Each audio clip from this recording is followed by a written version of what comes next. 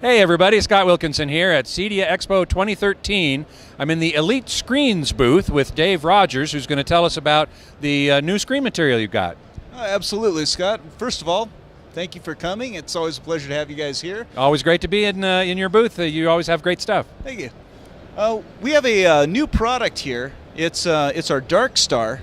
And actually, we have a line of ambient light rejecting screens that we've really been perfecting for the various channels. As you can see, we left the roof at home today. Yeah, in your booth here, normally you would have it blacked out and Absolutely. a roof on it because you've got these giant lights overhead in the convention center. Absolutely. We'd normally want to get that performance, just get that, the best possible out. Light, yeah. Well, this time we're tearing the roof out so that the light just showers in. It'll just wash out most screens. And we wanted to use even a good but not a really high-end, high-performance, high-output screen.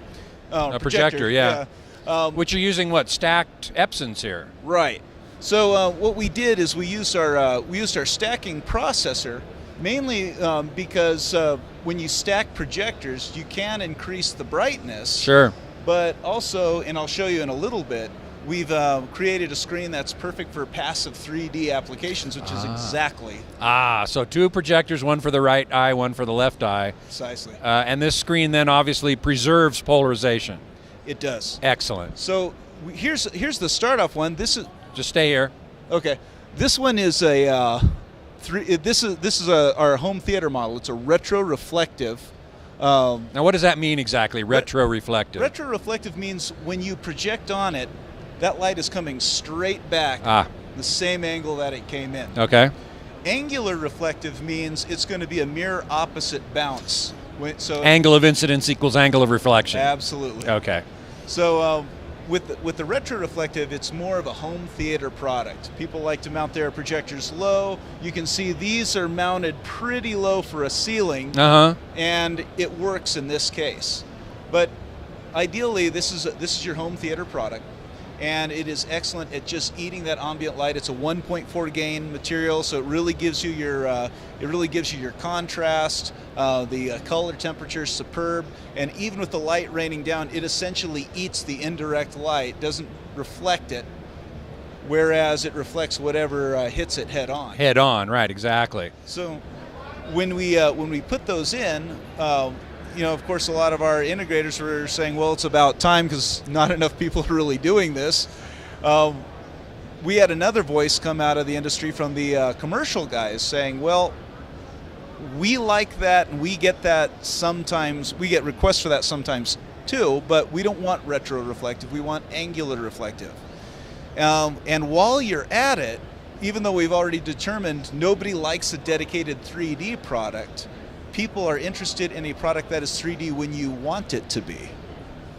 Now, the problem, though, with that is that very often a 3D polarization preserving screen will give you other problems, like with 2D, like hot spotting. Absolutely. And high gain problems and so on. And how have you avoided that here? Well, these are the Dark Star in the name.